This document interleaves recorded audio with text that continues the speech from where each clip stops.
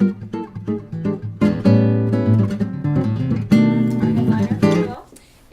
Tom Larsen. Tom's been a fiction writer for 20 years, and his work has appeared in Newsday, New Millennium Writing, Puerto del Sol, and Antietam Review. His short story Lids was included in Best American Mystery Stories. And from 1988 to 1998, Tom and his wife Andrea lived in the Pensport section of South Philadelphia, ground zero for mummers, flyers, and that screw you slant that's made this city famous.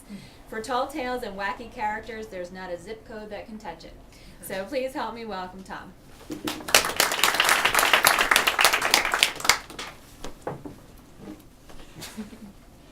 Headliner. I'd like to thank Christine and Carla for inviting me down to read out loud in public. I had a chance to look at the video of the last reading here. I know it was here, but that piano wasn't in it. No. The name of my story is The Lip. A lot of you might remember the fiery little manager of the Brooklyn Dodgers, Leo the Lip DeRocher, the man who made kicking dirt on umpires a baseball tradition. This story's not about him. My Leo is a local joker on a losing streak. His cash won't flow. His wife left him. His dog died. And as they say in Texas, he's sure gonna miss that dog. You know, watching some of the other readers here today, especially 19, I have to wonder how the hell they do it without their glasses. Okay, in this scene, Leo is trying to strike a deal with his longtime fence.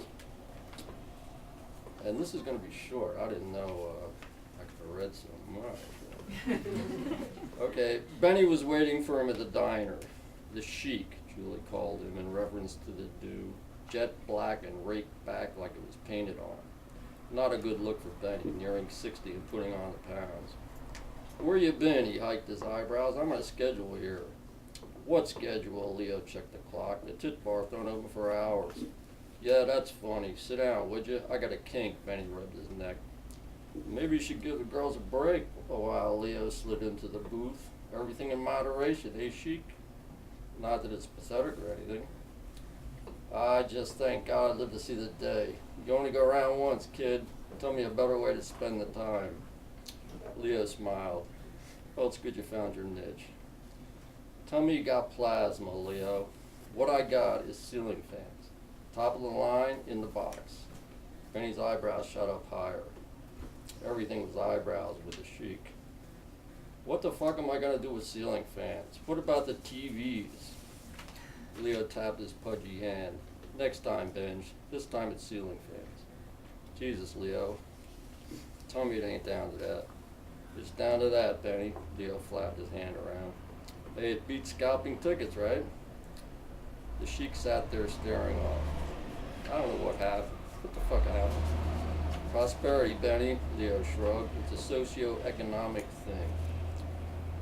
Jesus, I miss the old days. This, Sheik shook his lacquered head. Benny, hey, these are top-of-the-line fans here. You want in? He just kept shaking his head. Tell you what, Leo drummed his thumbs on the table. Give me $2,000 for the whole load. That's 100 units plus remotes. Units. God help us.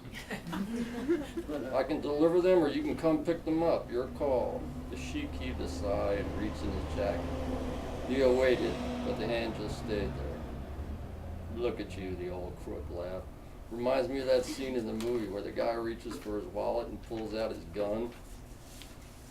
What movie? What are you talking about, Benny? The movie where the hoods hijack a truckload of something. Not ceiling fans, I forget. In and out, come on, Benny. Coffins, that's what it was. Benny leaned in close. Only some of them was occupied. All right, time's up. Leo stormed off, slowing slightly to give Benny an opening.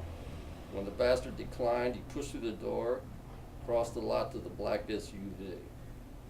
He felt out of focus, not all there, a flash to the 80s with his head full of testers. Not like Benny to queer a deal.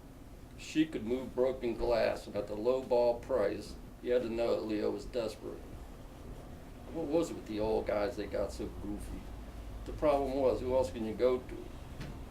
The other problem was what to do with them now, the ceiling fans. They were in Ludlow's garage at the moment, but his wife was squawking, and his neighbors were nosy. Not to mention Leo's sudden cash flow problem.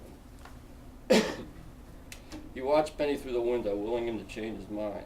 For a second he thought it might work, but the sheik just sat there, feeding his face. That's it. Thank you.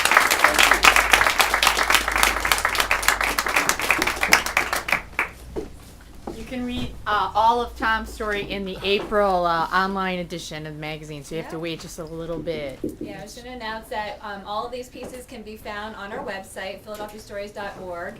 And yes, if you don't get our newsletter, please sign up for the newsletter on your way out so that you can get the announcement when we post Tom's complete story online.